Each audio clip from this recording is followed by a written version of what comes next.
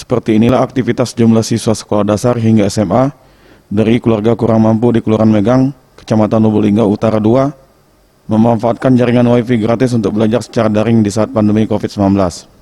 Tempat WiFi gratis ini disiapkan salah seorang warga Kelurahan Megang untuk membantu tetangga yang sebagian besar pelajar dari keluarga kurang mampu, di mana sejak diberlakukannya belajar sistem daring, para pelajar terutama warga miskin kesulitan karena tak memiliki akses jaringan internet dan handphone. Tempat WiFi gratis ini selain disiapkan jaringan internet gratis, turut juga disediakan beberapa handphone, laptop, serta masker bagi pelajar. Bisa terbantu, belajarnya bisa lancar, baca matanya juga mampu.